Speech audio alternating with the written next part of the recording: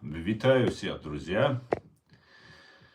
Сегодня 17 мая 2026 года, 18 часов по Берлину, 19, соответственно, по городу Джохару. Я вас всех, друзья, сердечно приветствую. Наш стрим идет на платформе YouTube, на канале Reality, и в TikTok на канале Аслан Арцуев. Друзья, я вас всех приветствую. Что еще? Всем тем, кто находится во временно оккупированной Чеченской Республике Ичкерия, либо в фашистской России, пожалуйста, заботьтесь о вашей безопасности, будьте осторожны. Ваша безопасность в ваших руках, друзья. Все остальные присоединяйтесь, задавайте вопросы, давайте проведем плодотворно наш сегодняшний стрим. Сегодня я его назвал «Шок. Война пришла в Москву. Империя захлебывается собственным злом». Об этом давайте и поговорим.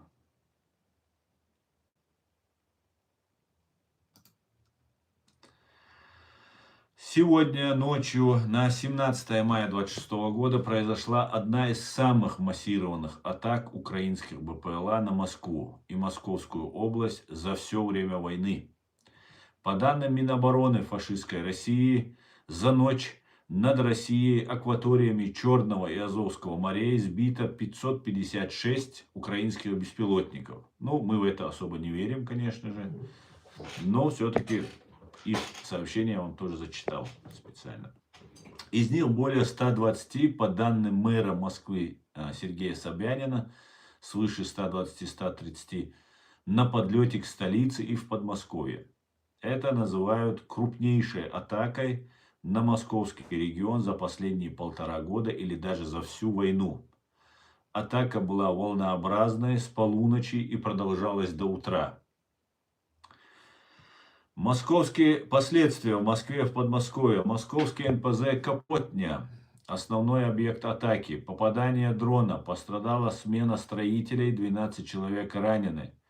Технологический процесс завода не нарушен, но повреждены 3 дома рядом. Погибшие минимум 3 человека. В Химках, микрорайон Старбеево, женщина погибла при попадании в частный дом. В Мытищах, деревня Погорелки, есть также погибшие. Другие повреждения в Подмосковье. Зеленоград, пожар в технопарке Эльма. Вот про этих погибших, друзья, это может быть и искаженная информация, поэтому я повторяю только то, что я нашел в интернете. Красноярск. Попадание в многоквартирный дом. Повреждены квартиры без пострадавшего. Зеленоград удар. По Истре удар. По Химкам. Лобня, Сергиев Посад, Наро-Фоминск, Солнечногорск. Нефтеналивная станция с пожаром произошел на Солнечногорске. Дубна, МКБ «Радуга», разработка ракет. Клин и другие. Аэропорты, Шереметьево, Внуково и другие. Сотни рейсов отменены, задержаны. Падение обломков, пожары на территории. Жители жаловались на отсутствие сирены и оповещения в некоторых районах. Аэропорты работали с ограничениями. Атаки по другим регионам России. Атака была широкой. Дроны фиксировали в более 15 регионах, кроме Москвы и Московской области. Белгородская, Калужская, Курская, Орловская, Брянская, Воронежская, Тульская, Смоленская, Псковская, Липецкая, Тверская, Ростовская, Краснодарский край, Крым и другие. Цели включали нефтяную инфраструктуру, военные и промышленные объекты. Российские власти называют это массированная атака ВСУ. ПВО работали активно. Украина, по косвенным данным и заявлениям, позиционирует это как ответ на предыдущие российские удары по украинским городам. Киев и другие предыдущие дни. Помните, они детские сады обстреливали, убивали очень много людей. Ситуация развивается, данные предварительные. Вот такая вот ситуация у нас тут развернулась на Москве. Вася говорит, сам придумал. Нет, Вась, ваши же пишут, ваши же фашисты пишут. Фашня пишет, да. Я ничего не придумаю. Зачем мне придумывать, если здесь столько новостей каждый день радостных, что ты просто не знаешь, да, с чего начать, что же вам рассказать. Каждый стрим, я думаю, что же им рассказать на этот раз, да, каждый так много новостей, что невероятно просто, невероятно, да, невероятно. Ну, что мы можем сказать? Слава Украине мы можем сказать. Слава Ичкерии мы можем сказать. Вот все, что мы можем сказать по этому поводу.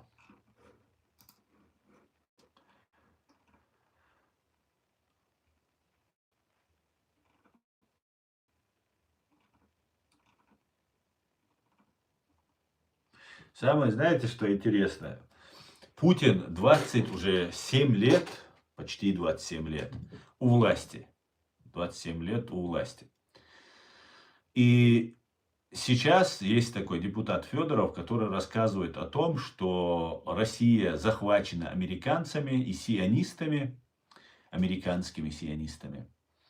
И Россия должна вырваться, у него есть такое национально-освободительное движение, и нужно вырваться из объятий оккупанта, и вот они хотят жить свободно. Но логика в том, что есть отчасти это правда. На самом деле Советский Союз развалился, так как колхозная экономика не могла конкурировать с мировой рыночной экономикой. И за это русские сделали из этого русский так называемый гамбит. Притворились слабыми или мертвыми. И их единственная задача была, чтобы их не уничтожили. То есть систему КГБ СССР, которая являлась главным хребтом вот этой советской или полностью постсоветской всей этой территории, держащим, главным таким держащим хребтом вот этого режима КГБ. КГБ, НКВД по-разному в одной и той же стране меняла название, как обанкротившаяся фирма после массовых убийств, террора, репрессий, уничтожения своего же народа. Это такая, даже самый оккупант такой, отъявленный оккупант, редко будет вести себя так, как ведут вот эти людоеды по отношению к своему народу. Ну, если только эти оккупанты, то есть, которые оккупировали русских, не пойдут завоевывать, оккупировать других. То вот эти люди, которые оккупированы этими, сделаны рабами КГБ, они не хотят свободы, они хотят себе рабов. Других рабов они хотят. Дальше идут и завоевывают, гибнут непонятно за что, убивают непонятно за что. Ради того, чтобы КГБ стало сильной. Так вот, не выдержав этой конкуренции, понимая потеря в афганской войне, в русско-афганской, советско-афганской войне, потеря экономики, гонка вооружений, американская программа «Звездные войны», с которыми Россия очень боялась и не могла никак конкурировать. В итоге они приняли одно решение. Разойтись, чтобы сойтись. Был лозунг КГБшников, и они, оставив ту же самую номенклатуру, советско-КГБшную номенклатуру на местах в республиках советских. Посмотрите просто, все остались те же самые КГБшники. Никого не посадили, никого не сняли с должности, ну, кроме особо одиозных или там по старости на пенсию ушли. Все остальные остались. Были редкие какие-то там алмазы, которые вырывались, возглавляли свои народы. Это Гамсахурдия, Дудаев. Там разные были, у многих народов были. Ну, кого-то убивали, топили в крови, кого-то вместе с народом топили, кого-то отдельно убивали, там, снимали, запугивали, шантажировали. Короче, все методы применялись. Чтобы КГБ оставило контроль за собой над всем постсоветским пространством. Им это удалось. Американцы закрыли на это глаза. Американцы своему успеху не могли нарадоваться. Во-первых, они не хотели очень сильно разваливать Советский Союз.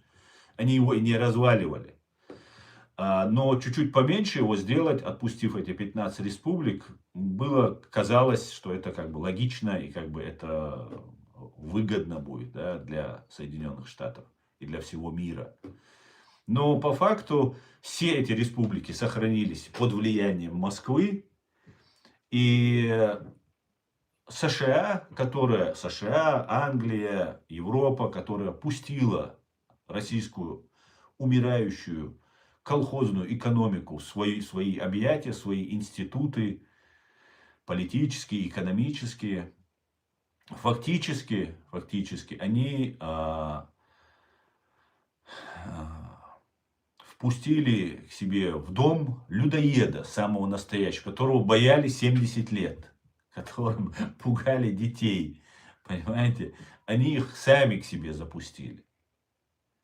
Только лишь, как говорил Ленин, из-за алчности, из-за жадности, из-за непрофессионализма, из-за невежества. Вот все причины, по которым пустили этих людоедов к себе.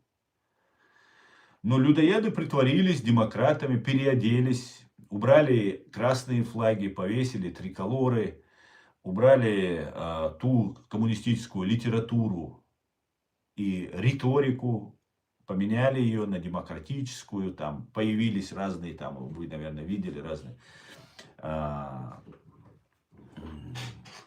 демократы, там разные партии демократические, например, ЛДПР, либерально-демократическая, она не просто демократическая, она либерально-демократическая партия России, создана Андроповым. Это чистый проект для того, чтобы дискредитировать саму демократию, саму свободу и так далее. Кто был Жириновский, мы все прекрасно знаем. Хотя имел большое влияние, все такое и так далее.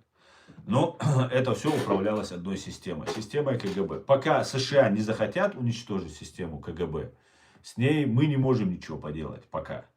Но американцы не хотят ее уничтожать. У них нет ни сил, ни понимания, с чем они столкнулись. Самое, я так полагаю, исходя вот из сегодняшних наблюдений, самая большая возможность использовать россиян, русских, и была через людей, которые проживали там. Это в основном люди еврейской национальности, которые выезжали на Запад, которых некоторые категорически отказывались подписывать контракт о сотрудничестве, соглашение о сотрудничестве.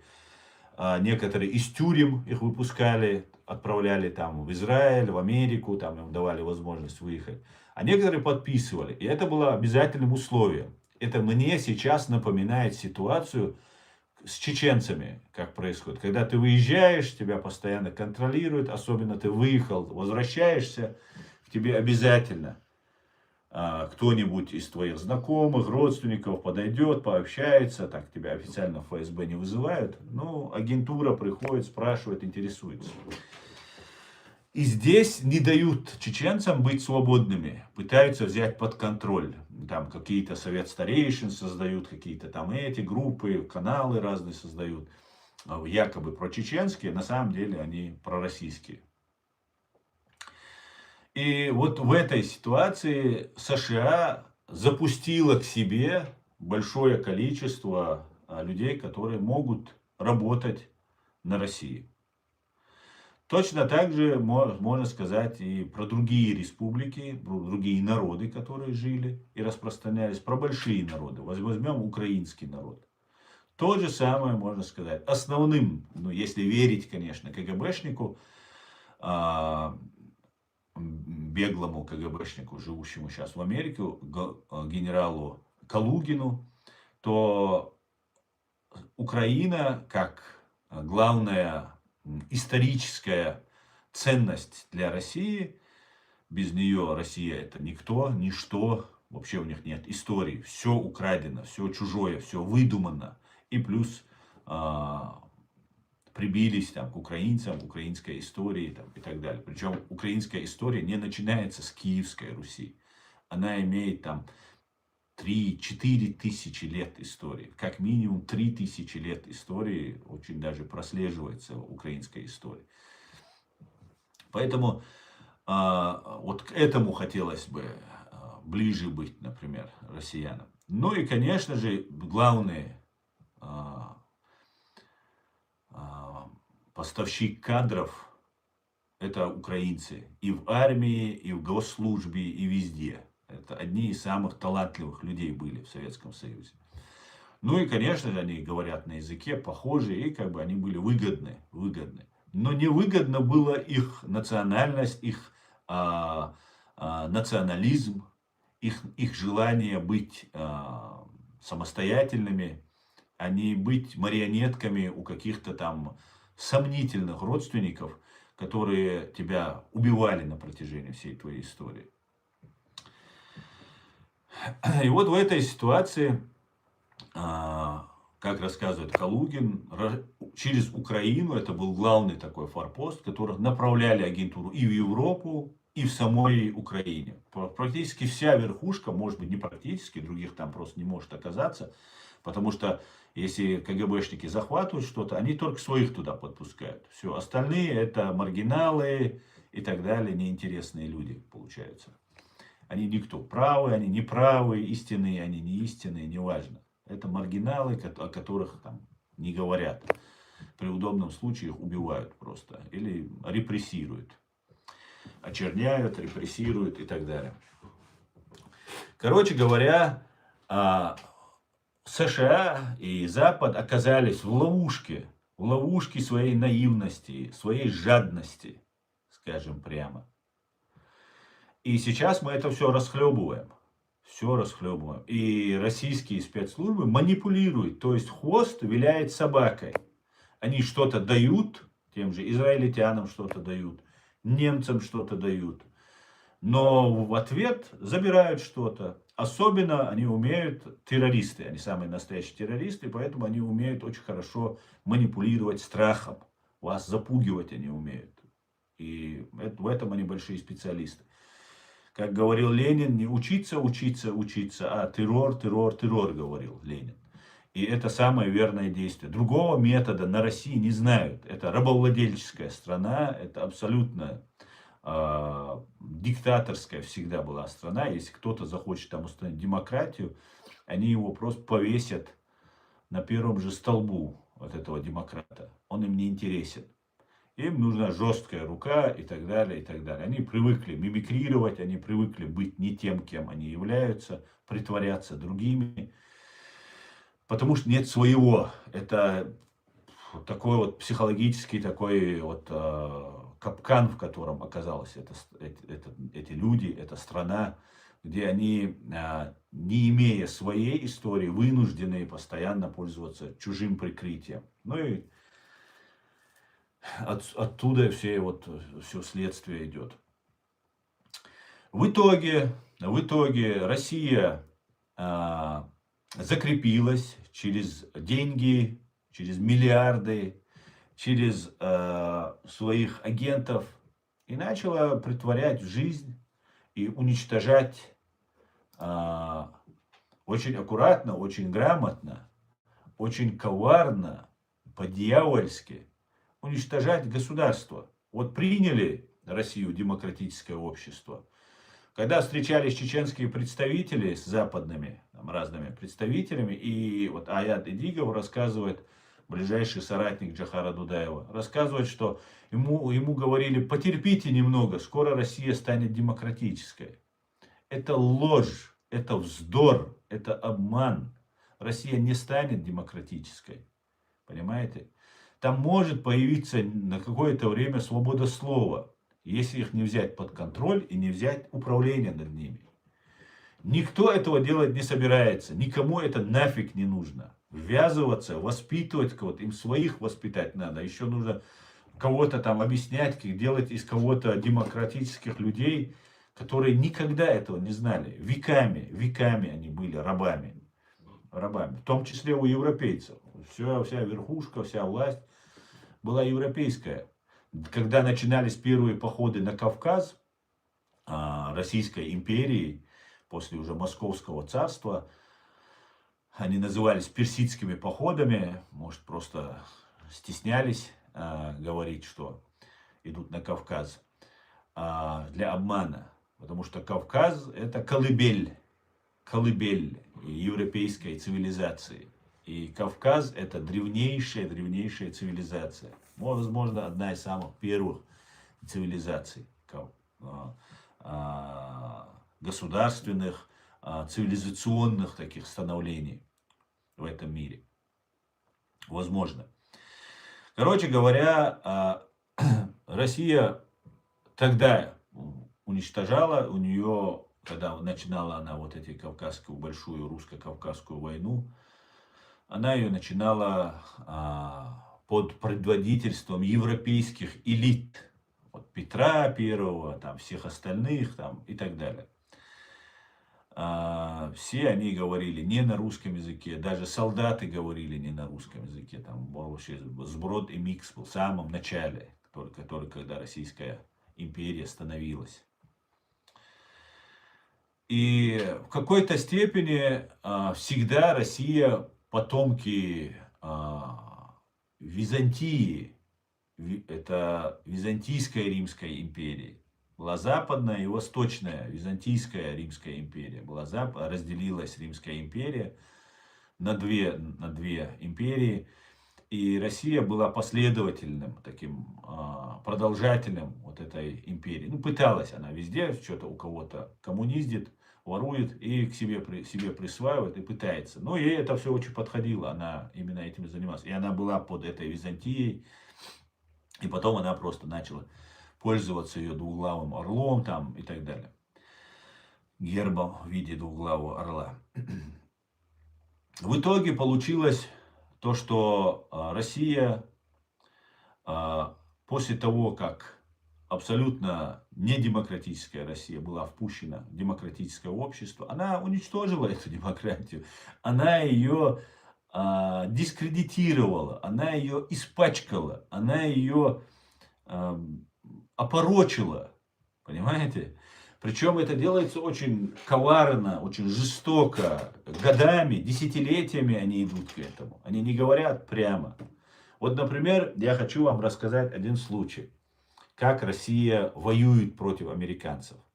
Нам стало известно, что в Афганистане русские платили каким-то командирам там, афганцев, которые убивали одного американца $100 000. Просто нужно было убить одного военного, и за это ты получил бы $100 000. Ну, американца желательно, потому что там было много кто был в Афганистане. Похожий же случай произошел, например, в Сирии. Например, появился ИГИЛ. Как мы знаем, оппозиция Асада, она начала свергать Башара Асада, побеждать, появились разные группировки, сперва демократическая оппозиция, потом силы свободной армии, там разные, они там каждые там полгода меняли названия, объединялись, реорганизовывались, сходились, расходились.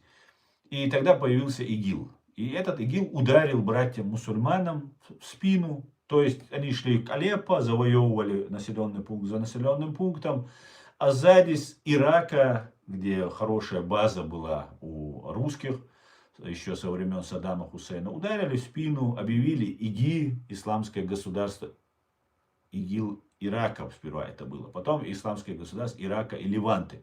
Они потом уже Сирию захватили. Леванты это часть это Сирии. И в итоге те дезориентировались, им братья в спины бьют, там, причем они такие радикальные, а тут они борются против Башара Асада, а им объясняют, что надо всех убивать. И мусульман. И ИГИЛ больше всех убил мусульман. Нам рассказывают, какое зло ИГИЛ, даже назвали это дело исламским государством. Исламское государство это называется, между прочим. Это полная антимусульманская организация, которая 95% убила мусульман. Именно мусульман они убивали. Россия не воевала с ИГИЛ, как это принято где-то там распускать слухи. В Сирии они вместе с американцами воевали. Нигде, никогда Россия не бомбила, не уничтожала. Она уничтожала оппозицию Башара Асада, называя их игиловцами. А своих игиловцев реальных она не трогала. С ними воевали американцы. Американцы, там коалиция, многие другие, но не воевали. Так вот, в 2016 году, 2017 году был захвачен Мосул уже в Ираке, это был центр ИГИЛ. другие места были полностью покорены, уничтожены все. И остались, ну, единицы остались представители ИГИЛ в 2017 году. И понимая, что там загибается вот этот проект ИГИЛ, который они организовали при помощи пропагандистов, там, разных там, вербовщиков и так далее, на том, что арабский народ видел интервентов в лице, там, в Ираке, в лице американцев, в Сирии тоже там все это было видно. И в основном это было в Ираке. Против американцев, их всех американцев, евреев, европейцев, там всех остальных, их организовали. Но потом те потерпели сокрушительное поражение. Были уничтожены, просто стерты просто были. Иракская армия, которая перешла на сторону американцев, и западная вот эта коалиция, они их просто уничтожили. И в 2017, в конце 2016, начале 2017 года начинаются задержания чеченской молодежи во временно оккупированной Чеченской республике Ичкерия. Причем эти молодые ребята абсолютно никто не воевавшие. Потому что тех, кто воевал, кто был против, еще в 2014 году, еще в 2013 году, убили всех просто. Просто убили тот, кто думал, рядом стоял. Просто ты там где-то там лайк поставил. Были группы внутри Чеченской республики, например, Янгулбаевы, братья Янгулбаевы есть. Их папа является верховным судьей, был верховным судьей в оккупированной Ичкерии. Так вот, здание Верховного суда и здание ФСБ находятся вот так, в одном ряду, вот в одном ряду стоит, в одном квартале стоит. Дом на дом смотрит. ФСБ и Верховный суд. И вот братья Янгулбаевы ВКонтакте создавали группы, это они сами рассказывают, вот один из них сам рассказывает. Создавали ВКонтакте, это самая КГБшная программа, больше всего через эту программу, через эту соцсеть посажено людей. И религиозные вещи распространяли. И любой, кто там ставил лайк, подписывался или что-то там одобрял, автоматически просто его уничтожали, его стирали просто в порошок. Вместе со всей семьей часто бывало. Понимаете? Вот как работали вот эти судьи, вот эти правозащитники, которые сейчас в Европе тут приняты. И здесь они здесь что-то там доказывают. Там, бабки пытаются заработать себе точнее. Ну, исполняют волю своего родного учреждения ФСБ. В итоге в 2016-2017 году были задержаны около 100 человек. Когда начались задержания этих людей, одновременно с этим российская пропаганда запустила о том, что в Чечне, потому что похищение людей происходило, задержание, люди начинали возмущаться, писать, кричать, звать на помощь. И в этом случае запускался такой нарратив, что это охота на ЛГБТ. И то есть вашего молодого там, сына, брата, мужа забирают, похищают российские оккупационные формирования. И вам говорят, это ЛГБТ. То есть вы автоматически начинаете подозревать своего родственника, что он с этим связан. И для чеченца это лучше скрыть, чтобы никто об этом не знал. И люди начинали замыкаться. То есть была операция, обзывая вот тех, кого они похищали, ЛГБТ, для того, чтобы сокрыть, чтобы родственники не распространяли об этом информацию. Была запущена одновременно с операцией по захвату молодых людей, около 100 человек, обращаю внимание, конец 16-го, начало 17-го года. Одновременно с этим была запущена операция, что идет охота на ЛГБТ. Ни один ЛГБТшник убит не был. Да, были реально захвачены, кого-то даже побили, об этом показывали. Русские ЛГБТшники вывозились в Чечню, в Ичкерию. И оттуда их якобы кто-то задержал, пытал, и потом нам показывали на российских каналах, и даже на американских каналах это показывали. Новая газета Елена Милашина была одним из тех рупоров, который занимался прикрытием похищения этих людей и распространяла информацию про похищение ЛГБТшников. То есть ни один из этих представителей не был ни убит, ни одного избитого, покалеченного нам не показали. Показали только русских каких-то ЛГБТшников, которые говорят, что их пытали. И на основе этого, может, там реально кого-то захватывали, пытали, там такие люди подвергались преследованию. Это тоже я не отрицаю. Это такое было. Но это была не основная атака на них, а атака по прикрытию, похищению и казни около 100 человек. Это только один эпизод, который произошел в конце 16-го, начале 17-го года. Этих людей похитили, вывезли на базы. Этим занимался главарь банды УФСБ Игорь Хвостиков, который возглавляет банду, возглавлял тогда банду ФСБ по Чеченской Республике. Затем его сняли, перевели в связи с этим проколом, вероятно. Так как один из людей, которые задерживали вот этих молодых людей, Сулейман Гезмахмаев, он был свидетелем этих убийств, одной группы молодых ребят убийств. Он и его товарищ, они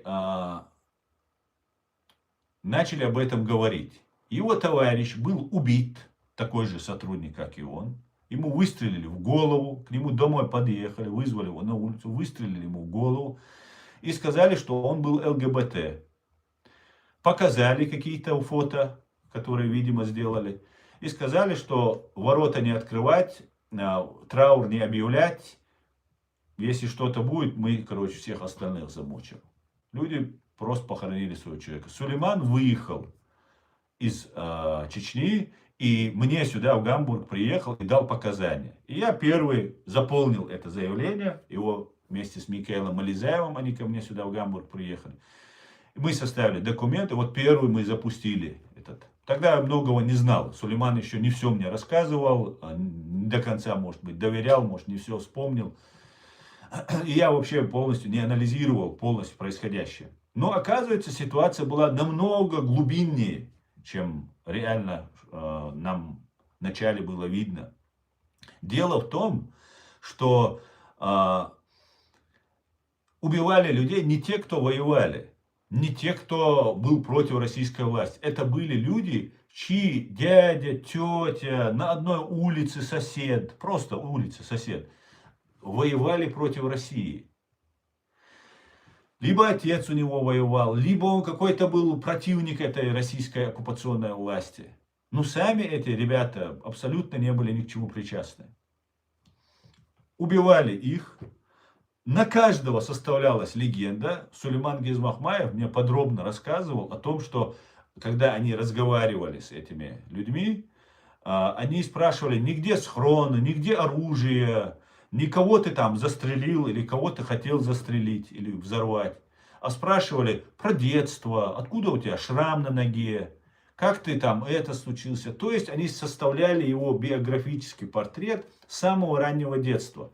То есть легенда для своих агентов. Агенты, около 100 человек, раз было казнено 100 человек, были отправлены в Сирию. Но перед тем, как вот этих задержанных ребят убить, их заставляли писать подписку о невыезде.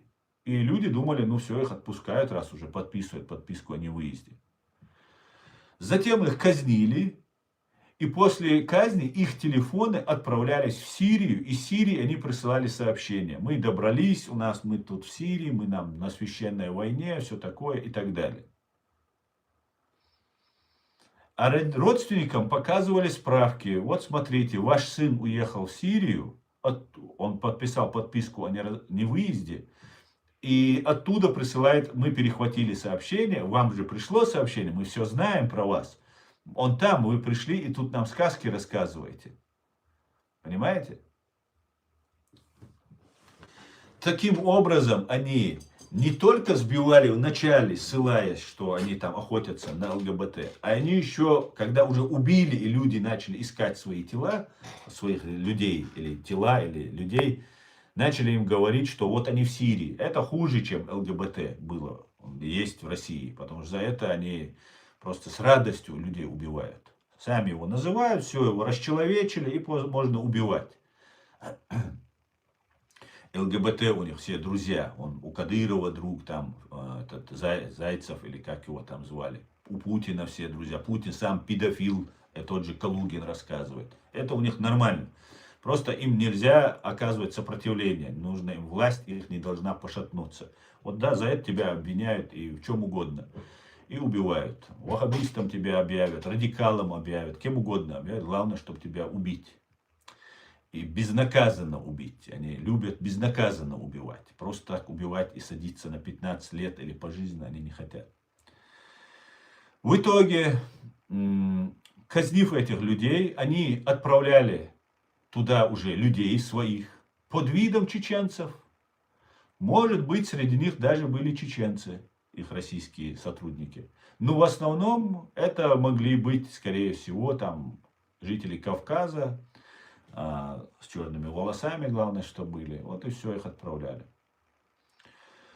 И в 2017 году, когда Мосул пал, в марте это уже произошло, они уже знали, что Мосул был окружен, его несколько месяцев там осаждали, и в итоге он пал. И было понятно. И в этот момент началась операция в Чечне в 2016-2017 году по задержанию и убийству молодых людей. Этих молодых людей отправляли вот эти, за место них, за место убитых людей, убитых молодых людей убивали, а за место них отправляли своих сотрудников в Сирию. И тогда началась массированная террористическая война с использованием смертников в Сирии. Обратите внимание, это легко можно проверить, эту информацию. То есть, когда уже все у них рухнуло, внедрение произошло уже по линии вербовщиков, психологов, там, разных там, проповедников, которые подготавливали молодых ребят, арабов, местных, которые потеряли семью, погибли там, и так далее, в качестве смертников. И вот к чему я рассказываю, это все вам подробно, чтобы было понятно, как Россия воюет против американцев. И гипотетически можно предположить, что в январе 2019 года убитая жена бывшего главы Национального антитеррористического центра Джо Кента, Шонан Кент, была убита именно этой группой. Американцы только воевали с ИГИЛ. Реально они думали, это враги, и начали на них сосредотачиваться. Хотя это все было инспирировано российскими спецслужбами. И радикальные группы, радикальные элементы объединялись в группы под чеченскими знаменами. Вы помните, ИГИЛ нам рассказывали, что ИГИЛ возглавляет военное там крыло, или министр у них войны или обороны, как он у них назывался, парень из Грузии, который совсем не чеченец. Но его звали Умар Шишани, по-моему, как-то там они обзывались. И вот так вот они представляли чеченцев. Да, там были чеченцы, но их было не так много, очень немного их было. Но в основном, кто был в других подразделениях были. ИГИЛ не было, много чеченцев. Но представлялось, что это абсолютно чеченское, что там министр обороны чеченец, там чеченец, тут чеченец. А многие приехали просто воевать против Асада, помогать сирийскому народу. Мы все поддерживали, на митинги здесь выходили, во всей Европе. Все люди, немцы, украинцы, все мы здесь выходили. Эти поехали просто уже с оружием в руках воевать против Асада. Но их представляли как игиловцы. И вот была убита жена Джо Кента. И там погибло 13 или 15 человек. Там несколько американцев. Просто человек обвязался взрывчаткой, на мотоцикле подъехал и в отеле подорвал себя и подорвал людей. И это произошло после того, когда ИГИЛ полностью перешел на вот эту диверсионно-террористическую войну. Чем удобна диверсионно-террористическая война, если вы сами являетесь борцом с этим ИГИЛ и являетесь союзниками США. К тому времени Россия уже стала союзником США. То есть она полностью имитировала, как она борется, она стирала города, там Алеппо, там другие города с лица земли и называла это называла она борьбой с ИГИЛ. Хотя она боролась с врагами ИГИЛ. С ИГИЛом Россия не боролась. Никогда, ни разу. Это ее детище. Это они есть плоть от плоти. Понимаете? Вот такая вот ситуация происходила там. Вот так Россия убивает людей. Убивает. убивает людей. И по логике, если так проследить дальше эту линию, человек, у которого убили жену, который сам 11 раз воевал, был в этих командировках 11 раз, Джо Сам Кент, который был назначен директором антитеррористического центра Конгрессом США, утвержден президентом Трампом, этот человек должен был, по идее, люто ненавидеть мусульман. Люто просто. Особенно чеченцев. Потому что, я уверен, эти 100 человек уехали, и как уехали из Чечни, якобы уехали, то получается, то у американцев какие данные-то появляются. Вот чеченец появился, там, убитого какого-нибудь, где-то засветился, гостиницу снял, где-то еще где-то паспорт показал, перелет какой-нибудь. И все, и тебе видно, что это является самый настоящий чеченец. Ага, все, значит чеченцы. Поэтому по логике вещей, я думаю, у Джо Кента информация в этом направлении намного больше, чем у меня, то он должен был ненавидеть чеченцев, ненавидеть мусульман, по идее. Ну, не знаю, как он к чеченцам относится, но по идее его жену убили, мать его, 2 детей. Короче говоря, ничего хорошего это не должно быть. Но несмотря на это, он понял, что эта война была ложной, фальшивой, не настоящей. А солдатам же все достается. Да? Это политики, там что-то какие-то там патриоты, политики там что-то могут рассказывать. А вот это, на этом горбу все нести приходится обычным солдатам. И Джо Кент один из этих солдатов, который там был. Вот он оттуда пришел и все равно не обозлился, разобрался. Ну, может, обозлился, но, по крайней мере, не разобрался в ситуации и сказал, я не буду принимать участие в войне против Ирана. Потому что нет никакого смысла. И самое главное, как только американцы и европейцы туда втянутся, пойдет террор и все. И вот та же схема, когда русские будут убивать чеченцев, кого они сейчас, афганцами они особенно сейчас занимаются, афганцев они будут там подготавливать у себя в России и засылать сюда, чтобы проводить теракты. Главное, чтобы это не они, не под своим флагом, под чужим флагом. Так безопаснее. И так они считают, это им сойдет с рук. Но, в принципе, многое сходит с рук. Вот такая вот интересная ситуация в этом мире, очень интересная. Вот эта история. Я об этом писал, говорил, много раз говорил. Наверное, нужно будет об этом еще отдельно написать. У меня написанные разные черновики есть. Просто это все нужно собрать и где-то обновить. Вот так Россия работает против США. А США делает вид, что вот там Россия нам помощь оказывает. И вначале казалось, Трамп, ну он там говорит какие-то слова, но он Путина спасать не намеревается. Когда началось вторжение, бомбардировка Ирана, было понятно, что да, это чистое спасение Путина. Может, Трамп не осознает до конца, может, он реально не понимает, что происходит. Может, он реально гордится и считает, что почему бы Трампа не выручить. Путина не выручить. Нормальный же парень. Тем более у Трампа и Нетаньяху старая давняя дружба у них идет. Я представляю там, что за дружба. Я представляю, если 7 октября 2023 года не проводят независимого открытого расследования. Да, враг, интервент, террорист зашел, совершил акт геноцида, 1200 убитых людей, в том числе гражданские, дети, 250 похищено, колоссальный ответный удар военный, мощнейший, где еще погибают евреи. А выпускают потом около 4 или 100 или 4 тысяч палестинских разных задержанных или арестованных.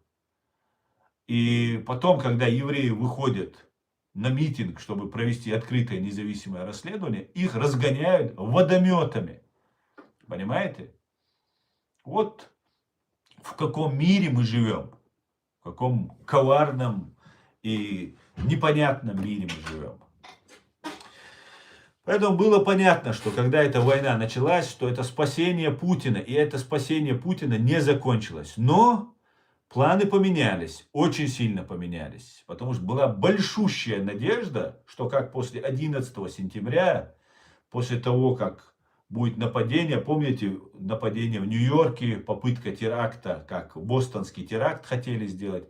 Бостонский теракт по лекалам просто один в один был повторен в Нью-Йорке. Правда, взрыв не произошел, слава богу, бомба не сработала. Но я думаю, что подготовка информационного сопровождения этого террористического акта в Нью-Йорке, в котором не погибло, слава богу, людей, было бы мощнейшее. И еще был бы теракт. А если бы Европа втянулась бы в войну на стороне Америки, здесь в Европе начались бы теракты. Уже готовые свои группы, я убежден просто в этом. Были готовые там смертники, группы, там какие-то там оболваненные, уже они это умеют. Здесь, в Германии, российские спецслужбы проводят активно вербовку и обучение на психологов. Понимаете, это активно и открыто рекламируется, это все это в Ютубе есть, все показывается. Они вербуют психологов, чтобы потом заниматься своими разными плохими делами. Как известно, в советское время все психологи это были агентами КГБ, да, как и попы, которые принимали там исповеди и якобы никому не рассказывали, а сами бежали, просто писали доносы. Вот такие вот вещи, вот в таком мире мы живем, друзья. На других каналах вам это все не расскажут. Все пытаются заработать денег. Все, многие блогеры, они куплены, управляются. И вам никто не расскажет правды. Мы сами должны понять эту правду. Мы на этой земле не для того, чтобы жить в обмане, во лжи. Мы для того, чтобы знать правду. Правду, истину должны знать. И она необходима, кажется, зачем это нужно, жить спокойно нужно. Так не дают нам жить, вы же это все видите. Посмотрите, украинцы, сколько они терпели эту Россию, сколько они договаривались с ней. Крым отжали уже в конце. А так, сколько унижали украинцев. В Крыму вообще не было никакой власти украинской, по-настоящему, до 14 даже года. Крымские татары боролись за свою там какую-то там автономию, за свою власть. На них натравливались украинские националисты, украинская власть там их там стравливала. А русские там были хозяевами. Просто хозяевами были. И в итоге отжали Крым, часть Донецка, Луганска, и это терпели, и договаривались, и сяк, и так. Не отстают они не отстанут, понимаете? Ну вот такая вот природа у людоеда, у крокодила. Ну не может он отстать, понимаете? Он не понимает, что он делает, он просто крокодил. Просто он должен есть, понимаете? Вот и все. Так, давайте почитаем ваши комментарии, друзья.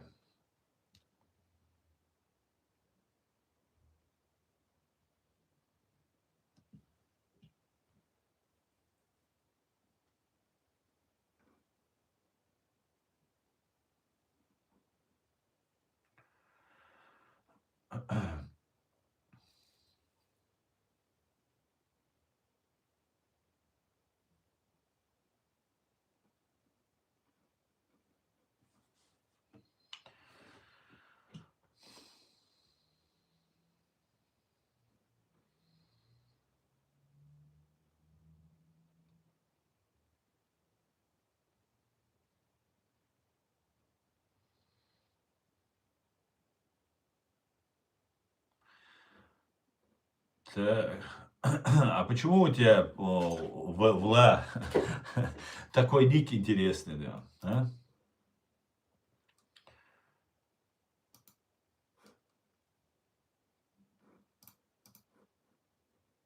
Вот 17 мая сегодня зарегистрировал.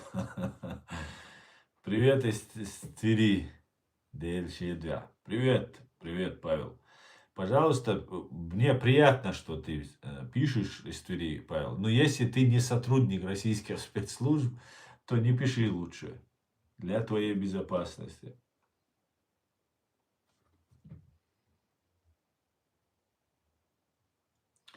Ему хорошо платят за эту хрень, говорит, ему даже донаты не нужны. Кстати говоря, Федук, меня так раздражает реклама, когда ты что-то смотришь. И вот из-за того, что ты сказал, я ее удалю сегодня с своего канала. Понимаешь? Она нужна для того, чтобы продвигать видео, потому что если у тебя есть реклама, его продвигает. С одной стороны. С другой стороны, она очень раздражает. Ну, на этом видео точно удалю. Посмотрим, да.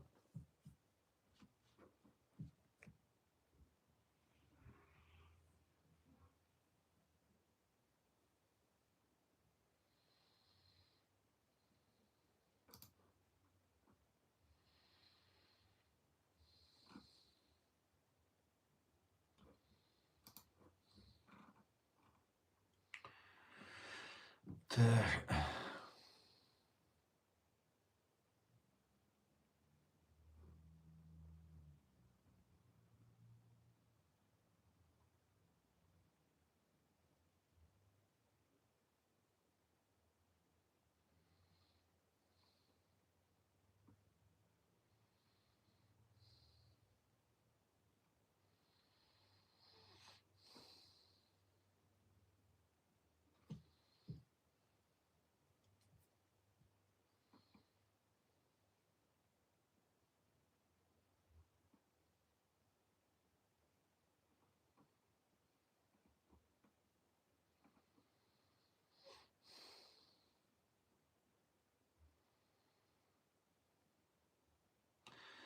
Привет из Израиля. Интересно, вы сообщаете факты. Спасибо.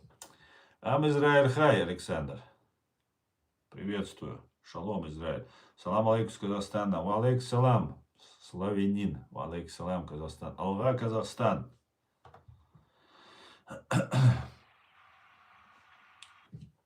Божественный, ты как обычно. Тут, Нео.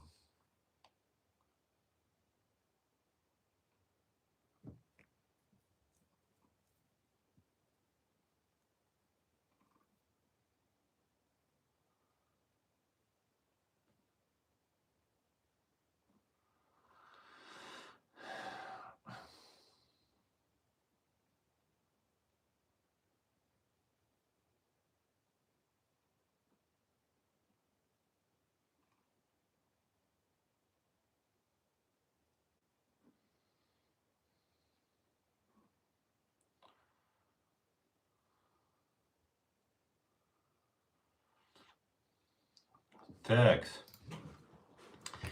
Пойдемте дальше. Что у нас есть здесь? Комментарии. Что у нас так упало? Подождите, в ТикТок просмотры. Что у нас такое? Что такое? Они же мне сейчас бан прислали. Я такие темы рассказываю. И, видимо, получается, что либо алгоритмы ТикТок сразу предупреждение присылают.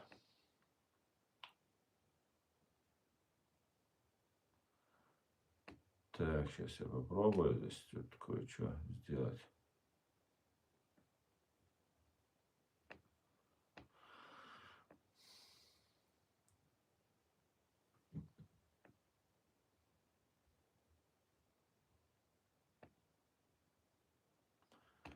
Так, не получается. Они мне что-то тут жалобы постоянно присылают. Темы же такие необычные, да. А правду знаете, кто вам расскажет? Только я. Только я вам правду расскажет. Расскажу.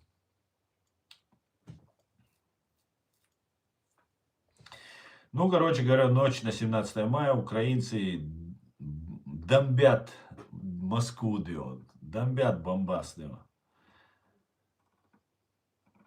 Я, знаете, что боюсь? Я когда вот начиналась вот эта ситуация... кстати, пока расскажу вам одну новость. В Турции арестован Мухаммед Бакер Асади, один из главарей иракской группировки Катаиб Хизбалла. Террориста задержали в аэропорту во время транзитной остановки по пути, как вы думаете, куда? Правильно, на Россию. Спустя 2 дня турецкие власти передали его агентам ФБР, судить о Сааде будут в США. Американские спецслужбы меняют ему организацию 18 терактов против еврейских объектов в Европе, Канаде и Нью-Йорке. Часть этих атак уже произошли в Лондоне и в городах Нидерландов. Остальные нападения готовились на ближайшие недели. Представьте себе. Среди целей фигурировала синагога в Нью-Йорке. Ну, это просто отличнейшая новость. Знаете, чем она прекрасна? Тем, что не пострадают люди, никто не погибнет. И тем, что убийца, страшный убийца евреев, обратите внимание, это пишет, между прочим, еврейское издание Israel Inside. Вот этот человек едет по какой-то причине, летит в Москву. А нам некоторые российские евреи рассказывают, что Россия это друг их, что она защищает, помогает и так далее. Такие кадыровцы есть, еврейские, вот они нам рассказывают. Но такая вот интересная получается загогулина. Я, когда начиналась война, продолжу мысль, против Украины, смотрю, как Россия лжет, как она там использует там свои средства массовой информации, пропаганду, вот эти все моменты. И я подумал, да, сейчас Европа, Запад вступают в конфронтацию, Россия уже свое истинное лицо начинает и им открывать, уже начинает плеваться, уже открыто на них, убивать, взрывать, там, проводить теракты против них начинает. И я подумал, то, что Запад победит, я не сомневаюсь. Но не дай Бог Западу понравится, как Россия использует ложь, пропаганду, чтобы манипулировать людьми. Вот, например, вот сейчас искусственный интеллект и всякое вот это вышло. Или эти телефоны, смартфоны. Вы думаете, искусственный интеллект это какой-то там супер, да, это огромный скачок, все такое. Но это сделано для того, чтобы там супер развить людей, для нас стараются. Нет, это сбор информации. Обычный сбор информации. Мы все документы, все тексты, голосовые сидим с ними, разговариваем, закидываем туда. То есть не просто в Google где-то поисковик, что нам нужно. Хотя по нему даже можно уже составить наш портрет психологический. Они используют для того, его используют эти искусственные, чтобы полностью взять нас всех под контроль. Что не очень хорошо. А если использовать методы не нравственные, не моральные, не этические, то к чему мы тогда придем? Представьте себе. Россия убивала чеченцев, ну просто грязно, массово, без разбора. А если бы она к этому вопросу подошла бы с искусственным интеллектом, с практичностью западной, экономичностью, когда так, что было бы? Представьте себе. Это очень страшно на самом деле. И так, если посудить, если сейчас США скатится к империи, как когда-то Римская республика скатилась к Римской империи, то нас ждут, я вас уверяю, очень тяжелые времена. Очень. Это будет не очень хорошо для нас всех, да, и для американцев в том числе, конечно. Но мы потихоньку скатываемся, точнее, они скатываются, что очень плохо. Но есть надежда, что не скатятся, что это очень мощная такая система, которая сможет контролировать себя. Ну, не знаю, насколько. Но вот сейчас в войну не дали они ввязаться. Она не закончилась, ситуация обостренная, все такое. Американцы подчистую выиграли войну против Ирана. Американцы и израильтяне. Подчистую. Вот. Начало бомбардировки, все. Ну что еще можно было сделать? Мы сделали даже то, что не нужно было делать. Нельзя делать. Ну, руководство уничтожено, все, да. Система сохранилась, она сохранилась бы. Никто не планировал ее свергать, эту систему. Нужно было, чтобы началась война, хаос. А там уже русские выйдут и будут свои теракты под видом ИГИЛ, Талибан, там еще кого-то, Хизбалля. Вот, видите, Вася летает. Летает за деньгами на Россию. За деньгами, за инструкциями, за новой за новыми целями, летает на Москву. Вот вам прекрасный показатель. Человек уже провел, не просто он проведет какие-то там теракты, он командир целой банды Катаиб Хизбалла. Это, видимо, какое-то подразделение этой Хизбаллы, которое, главное, в Ливане орудует. Понимаете? И нам вот человек, который уже не на словах, а на деле уже показал, что он готов убивать мирных людей, в том числе евреев, он летит, еще готовит еще теракты и летит в Москву. Вот и все. Больше вам ничего не нужно доказывать. Понимаете? Ничего больше не нужно. Все, что я вам рассказывал, это так, дополнение. Этого факта достаточно, чтобы мы понимали, с кем мы имеем дело. И все, кто за Россию, кто за Путина, Нетаньяху, это Трамп, это их отец или их дедушка, или это сам Сим, или Ефет, это не имеет значения. Они не могут быть, ни Ефет, ни Сим, ни Хам не могут быть за террористов и за ублюдков. А вот кто за террористов, за ФСБ, за Россию и так далее. Вот сидит один деятель там, забыл его фамилию. У него фамилия, вот, израильтянин. Сидит сзади у него бюст Дзержинского на столе. Ну вот смотрите, огромная машина КГБ в Украине. Там не нашлось идиота, который ставит бюст Дзержинского сзади. Хотя там все эти известные журналисты, блогеры, там, политики, они очень-очень тесно сотрудничали. И, видимо, продолжают сотрудничать с учреждением. И они не вешают, не ставят никакие бюсты. А этот взял и забыл его фамилию этого идиота. Это типа выступает там на канале у Соловьева, там туда-сюда. Вот такие вот интересные вещи происходят в мире, да.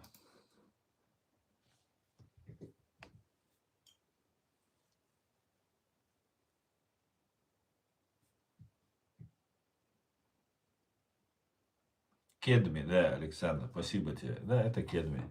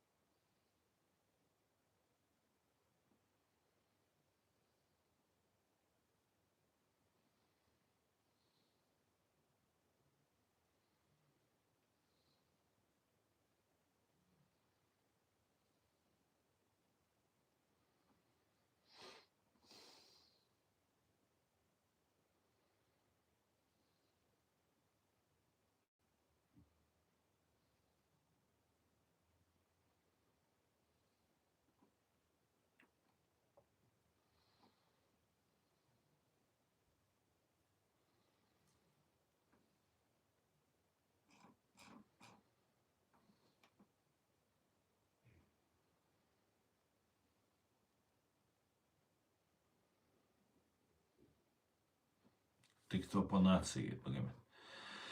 Магомед, я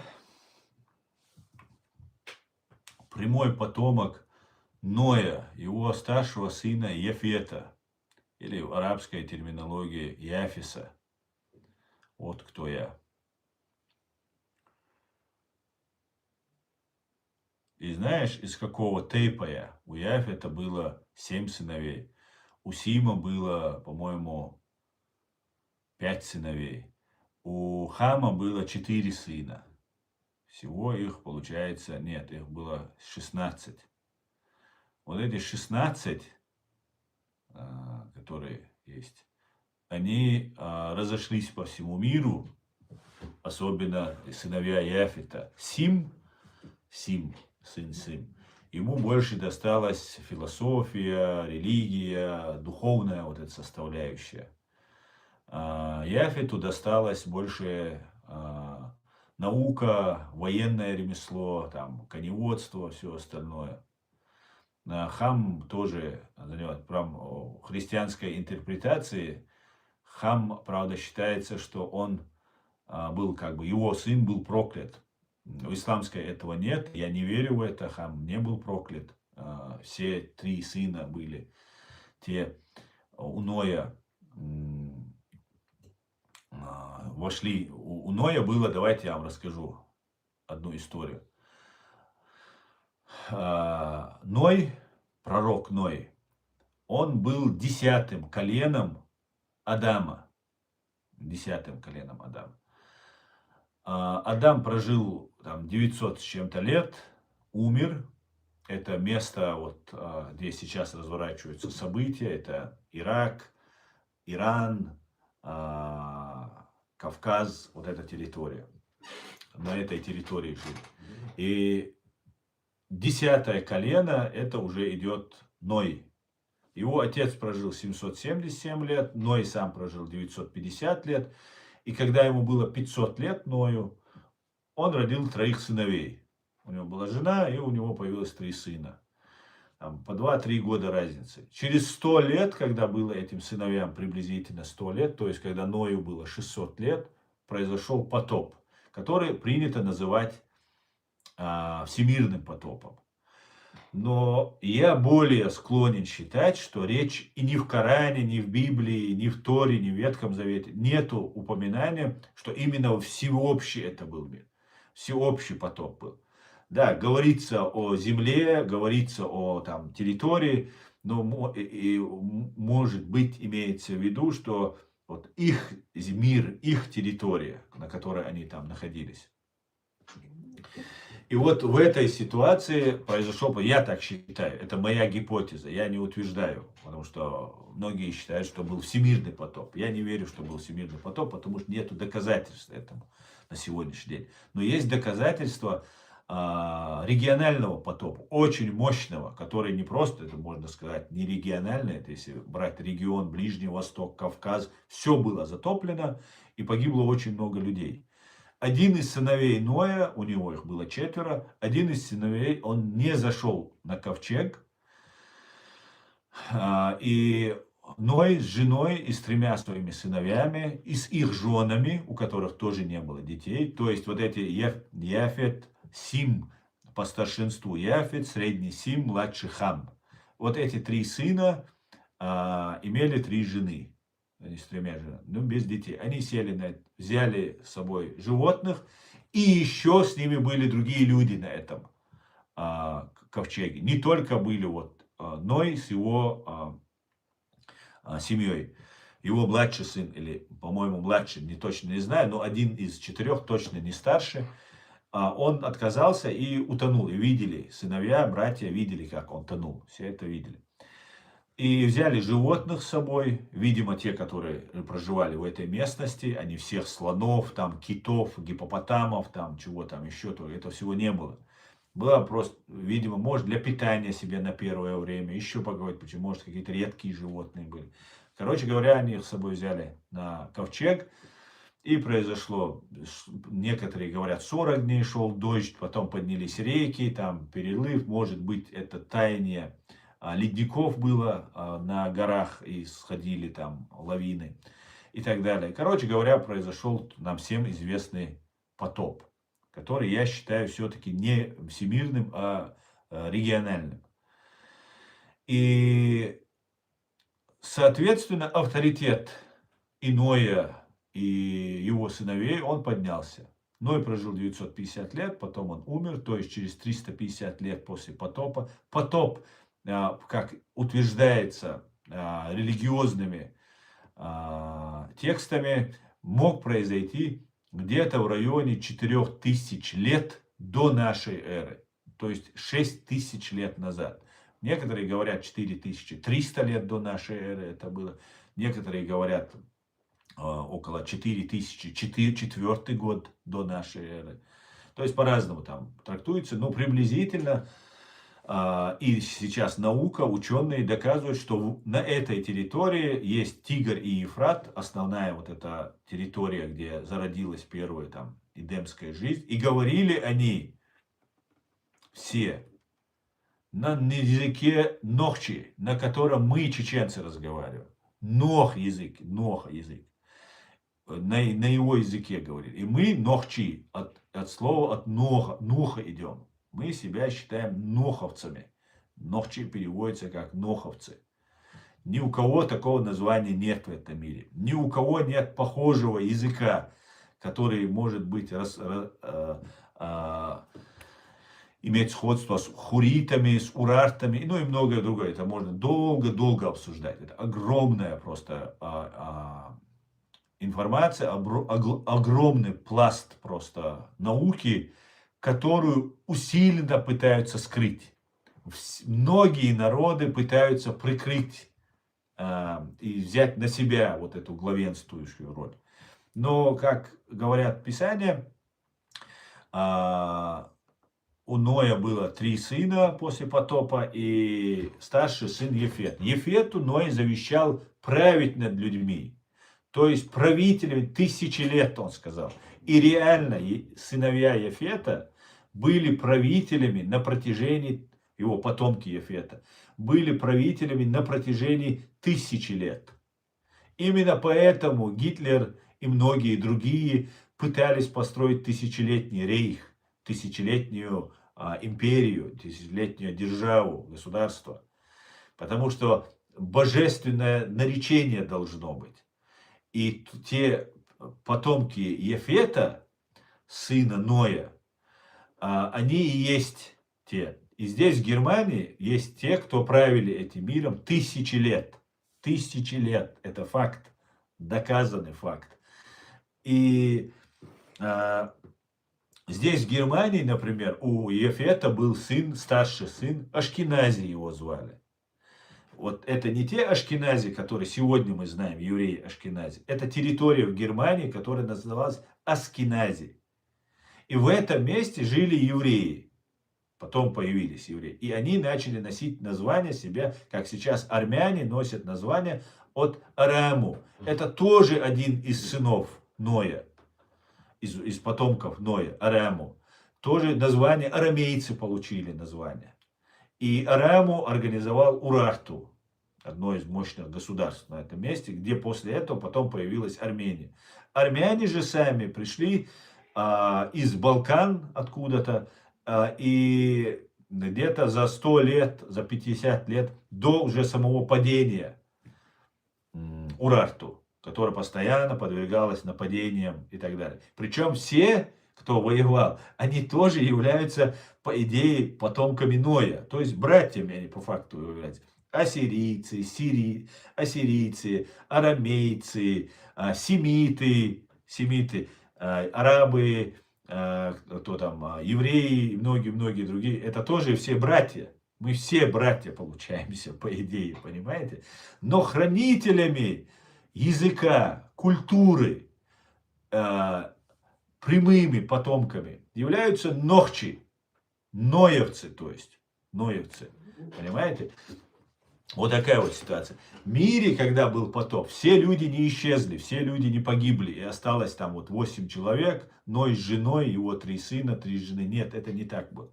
С ними были еще люди в ковчеге, которые также вместе с ними оставались, потом потомство, тоже народы из них стали. Ну, по факту, вот такая вот картина нарисовалась. Да? И сейчас приблизительно происходят события, которые нас отсылают к тем давним событиям, которые некоторые считают мифологией. Я в это верю. Да, я могу где-то ошибаться в каких-то фактах, потому что как-никак 6000 лет, там 5000, 4000 лет прошло с тех пор. Поэтому. И самое главное, все пытаются скрыть пытаются. Потому что настоящие правители, они идут, как Ной завещал, от Яфета. Яфет. Только потомки Яфета будут расширяться и управлять. И так и было. Потом пришло все к упадку. Потом многое изменилось. Но также еще к концу света у Ноя был еще сын Магог, его звали. По всей видимости, это сын Яфета, который ушел управлять Индия и Китай, вот это направление. Понимаете, вот эти касты, которые есть в Индии, это тоже может быть связано как раз вот с этой ситуацией. Там, нам говорят, Китай может быть и так далее. А даже это может быть и Индия. Вот. Магог и Мажог, там, ну, и в христианстве, и в иудаизме, и в исламе есть вот эта история о том, что к концу времени будет какое-то большое мощное вторжение потомков Магога. Это тоже сын, который управлял вот этими народами, организовывал их, сын Ноя, потомок Ноя и потомок Ефета, сын Ефета. И к этому времени, когда мы все будем подходить, в это время, хранители Ноя, культуры Ноя, цивилизационного кода Ноя, они должны будут призваны быть. Потому что, ну, по логике, это только сейчас уже догадки мои идут, гипотетические догадки, так скажем. Будут они призваны к тому, чтобы заново противостоять. И Иса, мир ему, Иисус Христос, он тоже может иметь прямые корни от Яфета или Яфеса по арабской терминологии. Он тоже может быть. Он придет бороться против вот этих потомков Магога, народа Магога, и будет битва, мощнейшая битва будет всех времен и народов. Наверное, мы к этому идем. И сейчас противостояние США, которые выступают на стороне света, добра, и Китай, который диктаторский режим. Если, конечно, Америка скатится к империи, то она выйдет из этой гонки. Значит, это будет другой кто-то. Еще, может быть, 100 лет, еще 500 лет, еще 1000 лет для этого, может, потребуется. Но если Америка скатится к империи, а не будет той демократической страной, которой она должна быть, и какой она закладывалась изначально отцами-основателями, то в итоге она уйдет с политической арены, придет другой народ. Но кто-то должен быть очень мощным и сильным. Но я очень надеюсь, что Америка все-таки не скатится к империи и будет дальше вести нас вперед. Да? Но такая вот интересная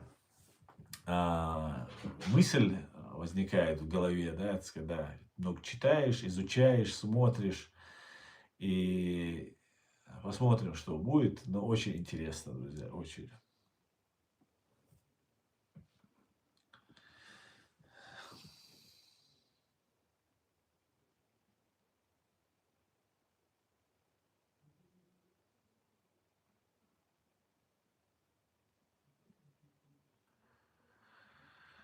Так.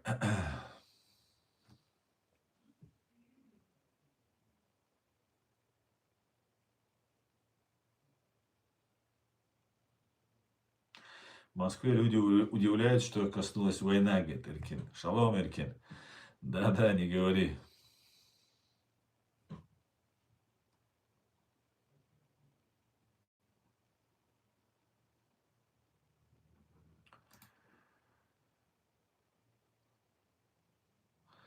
Дозор, говорят, у Ноя был катамаран на казино Ам.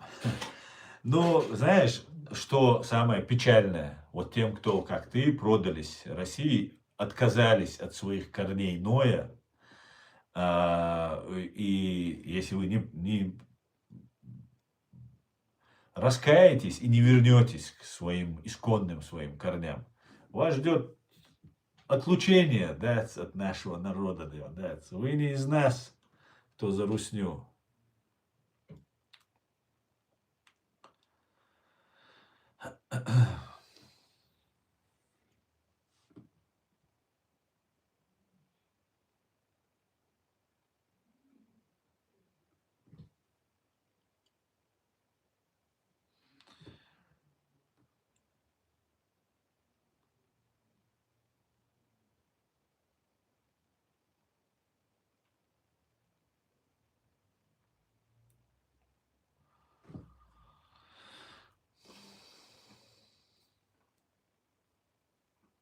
чате, говорит, никто не понимает. Чеченцы меня понимают, и многие понимают, кто меня смотрит. Я не в первый раз рассказываю.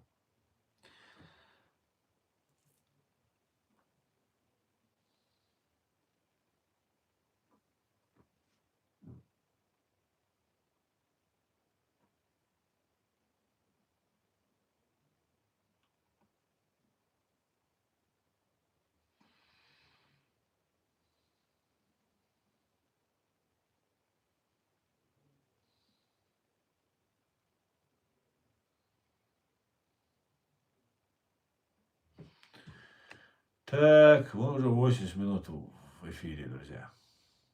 Вавилон, говорит Сергей. Да, Сергей, абсолютно точно. Например, вот мы, чеченцы, это просто моя любимая тема в последнее время. Древний Вавилон, да, есть новый Вавилон, есть древний Вавилон. Вот так в древнем Вавилоне жил такой правитель, его звали Хамурапи. И он первый указ издал на черном камне, вот око за око, зуб за зуб, мы это все знаем, да. Это первый, можно сказать, уголовный кодекс сделал. И, знаете, это наша история. Мы, чеченцы, прекрасно знаем, что мы являемся архивариусами права. Мы очень вот один в один до сих пор храним то, что написано на этом камне. Око за око, зуб за... Не кровная месть, как нам пытаются навязать. Нет. Это зарождение права было, вот тогда происходило. И мы являемся архивариусами этого права. Понимаете? Мы несли культуру, традиции и просвещение, скажем так, после потопа. Вот эти три сына начали массово распространять влияние свое. И их дети, их внуки, они все начали уходить и править. Править, управлять целыми народами, племенами, объединять их, давать им письменность и так далее, и так далее. Много что было. Наука развивалась, изделия бронзы, коневодство, коней тогда, там, эти, каких, тачанки двухколесные видели, наверное, у римлян. Это все шло от потомков Ноя. Потомков Ноя. Так что все нормально. Добрый вечер, всем добра from Georgia. Джорджия. Вот, кстати говоря, Грузия, грузины, грузины тоже делятся на разные народы. И они тоже, по всей видимости, представители грузинского народа находились на этом ковчеге. И эти люди очень древний народ, я хочу сказать, грузины. И, может быть, там разная есть интерпретация, но есть, что прямые потомки Ноя от одного из сыновей, да, у него 3 сына, у каждого потом еще сыновья там, и так далее, что грузины идут прямые такие же потомки, как и нохчи являются потомками. И не только грузины, еще есть другие народы Кавказа. Короче говоря, вот такой основной такой состав вот этих людей. Первый он причалил, так сказать, где-то в районе Кавказских гор. Религия утверждает это в районе Арарата где-то. Где-то в районе Арарата. Но не сама одна вершина Арарата, а вот сама вот гряда. Потому что упоминаются горы. Не одно место конкретное, а горы. Не знаю, что из этого получится. Найдут ли они ковчег, но было бы интересно, если что-нибудь нашли бы. Хотя, может быть, его и нашли давным-давно, потому что от нас все пытаются скрыть. Скрыть, понимаете? Просто скрыть.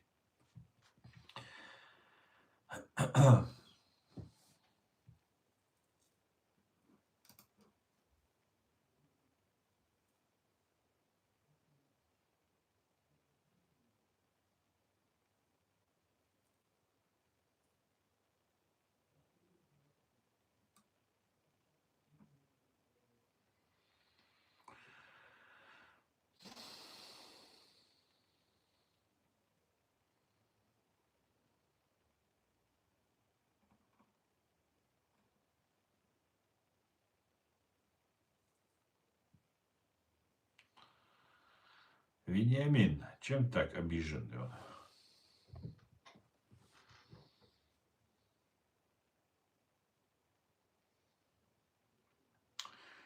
Сионисты мне вообще ничего не платят, Вениамин. Ты мог бы поговорить с ними? Я тебе дам контакты, да. Натаньяху, кто там, кого ты сионистом считаешь? Главным, который при деньгах. Поговори и скажи, деньги нужны срочно. Никто не платит.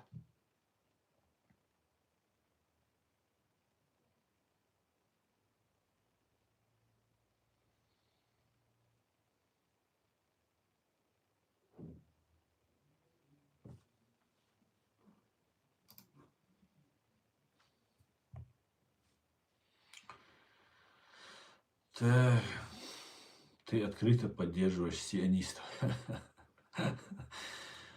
Не может быть, я это делаю открыто, а нужно скрытно делать, да? Ну, я только что рассказал, смотри, евреи, арамейцы, ассирийцы, вот эти все древнейшие народы, персы, все мы братья, понимаешь? Как я могу своих братьев не поддерживать? О чем ты говоришь? Я стою над этим, над всем вот этим местечковым, борьба там за власть, там туда-сюда. Нет, мы, чеченцы, вообще не националисты. У нас нету такого, понимаешь? У нас в нашей культуре, я же тебе рассказываю, вот смотри, Ной приземлился, там, Карарат, его сыновья начали распространять его видение божественное. Ну, считай, проповедники они были пророками, можно сказать. Да? Есть посланник, а есть пророки. Да? Посланник это, который напрямую с Богом общается, а пророки это те, которые вот, может быть, по крови они там связаны с посланником. Ной был посланником, да? И вот они распространяют. И мы всех любим, понимаете? Вы нас хотите нацистами, фашистами представить, антисемитами, кем-то угодно, антисионистами вы хотите нас представить. А что такое антисионист, ты сам не знаешь. Антисионист это тот, который отказывает праве евреям на свое государство. То есть у него не должно быть Сиона, своего государства, своей горы, там, своего клочка земли. Какое совпадение? Вы точно так же отказываете чеченцам иметь свое государство. Что ичкерийц это плохой враг туда-сюда. И вы клеймите любого человека, кто пытается бороться за свои права, за свою свободу. Вы говорите, это ичкерийц, это же террорист, там, фашист, там, еще кто-то. То же самое про евреев вы говорите. Понимаешь? А мы не делим на людей по национальностям. Мы делим на хороших и на плохих. Плохой Натаньяху. Я скажу, поверь мне.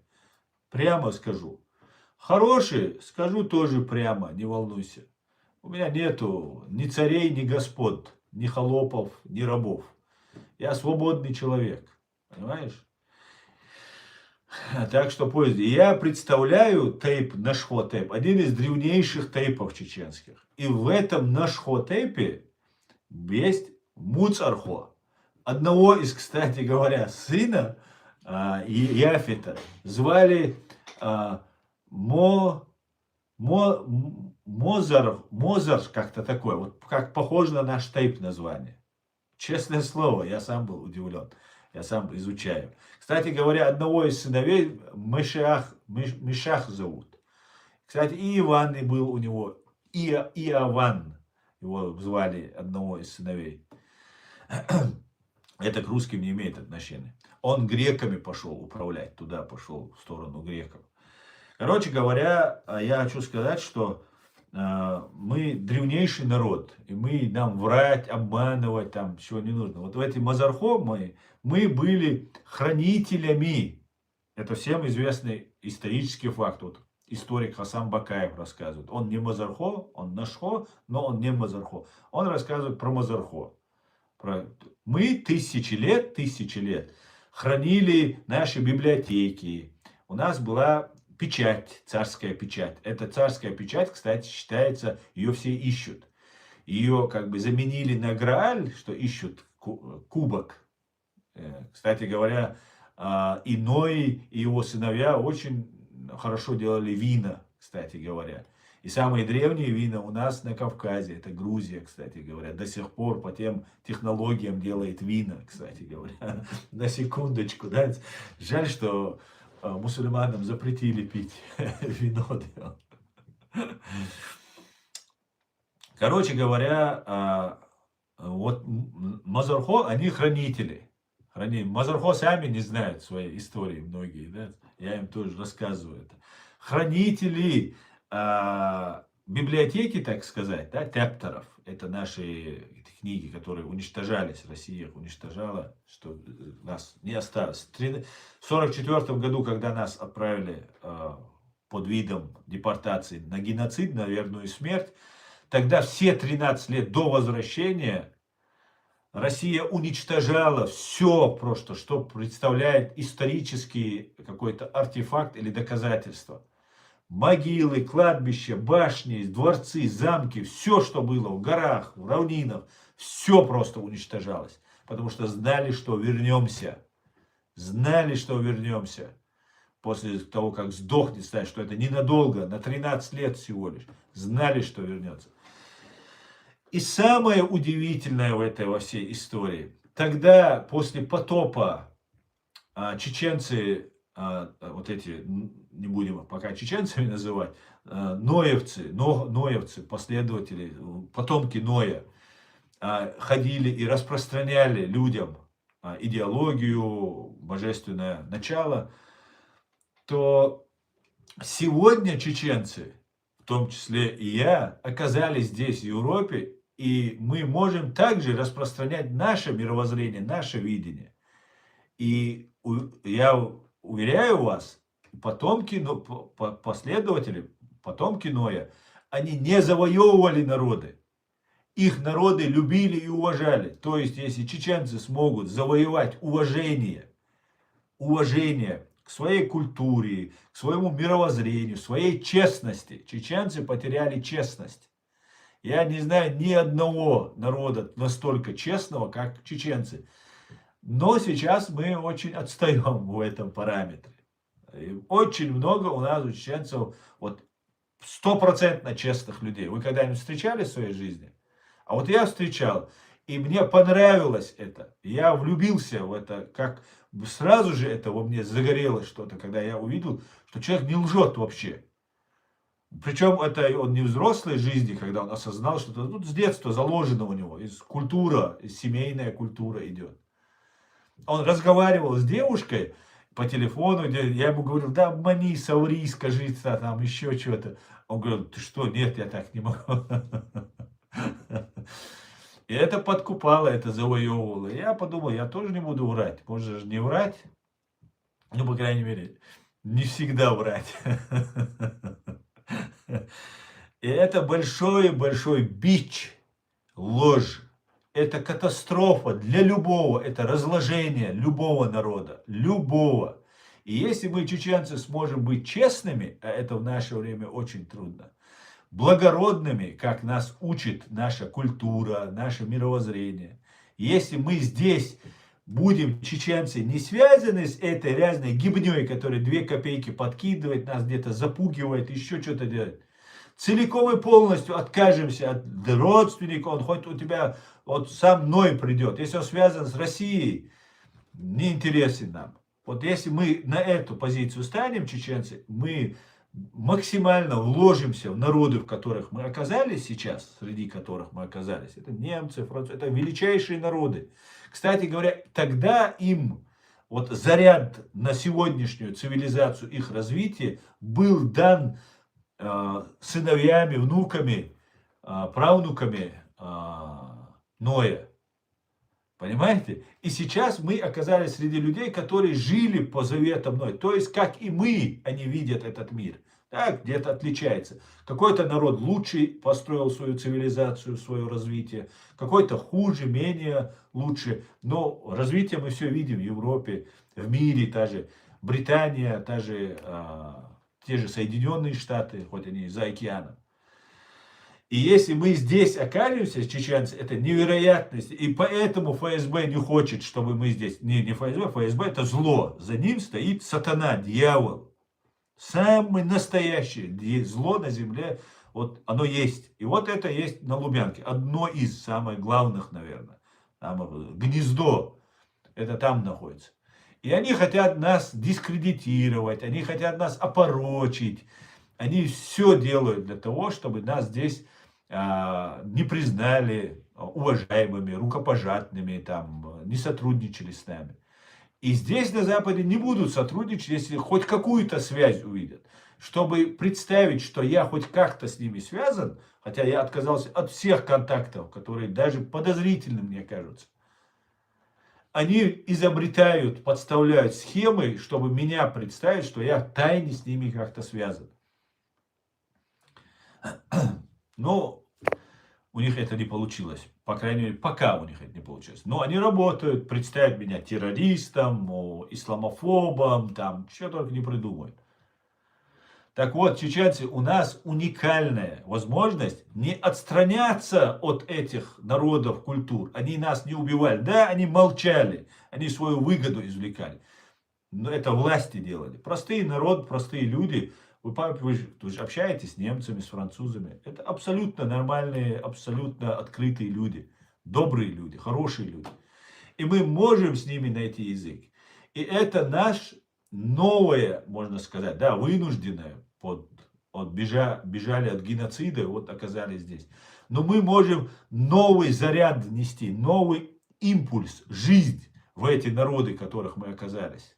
Нести свой вклад. Да, наши дети, наши внуки это могут сделать. Может быть, не мы, которые еще не избавились до конца от лжи, там кто-то. Но достаточен один даже человек. Один единственный человек, который сосредоточен не выдуманно, а искренне сосредоточен на себе, чтобы хранить то божественное начало, которое в нас заложено Богом. Понимаете? Вот что, какой уникальный случай происходит. Понимаете? И самое удивительное, что я из тейпа Нашхо, Мазархо, который занимался тяптерами, вот этими книгами, вот этим печатью, которые начали говорить, что это там кубок, какой-то там грааль там, и так далее. На самом деле речь идет о печати, которая одевалась на палец, как печатка, и божественная печать. Ну, может, она и не на палец божественная, она царская или главная печать, как-то она называется. Ее не нашли, ее русские или кто-то там похитил, да, когда нас уничтожали. Поэтому и я оказался здесь, и оказался сейчас тем, кто вам это все рассказывает. Это просто невероятное стечение обстоятельств. Я сам не знал многих вещей, которые я вам сейчас рассказываю, или не до конца в них верил, слышал про разные там истории про Римскую империю, Римскую республику. С детства я слышал об этом, что вот там чеченский волк, он встал, с него там вся шкура слетела, там он от ветра, ветер там мощный был, он там прикрывал пещеру. Оказывается, такая же наподобие история есть у римлян, есть в христианстве, есть в исламе, только там собака упоминается, что в пещере охраняла там детей. А у меня с детства, самым лет 50 назад, да, 40 лет назад, 45 лет назад, может быть, я слышал вот эту историю, где волчица стоит. Это римская тоже история идет. Короче, много чего интересного, друзья. Мы стоим на пороге величайших изменений. Величайших. И да, на этой земле есть зло. Абсолютное, беспримесное зло. И не только оно на Лубянке. Не только. Но также есть и добро, которое борется. И оно разных национальностей и разной религии. Нельзя делить людей на религии и национальности.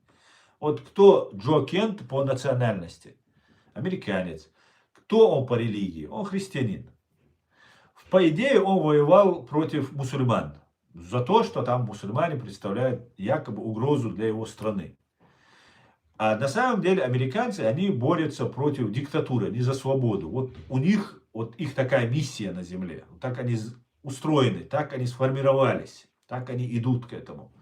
развиваются. Да, подменяют иногда демократию, подменяют фальшивой демократией, ведут войны не настоящие, как изначально они планировались, а ведут какие-то ради нефти и газа, там туда-сюда. Это все уже случилось. И именно поэтому Римская республика и пала. Потом стала Римская империя, потом она пала.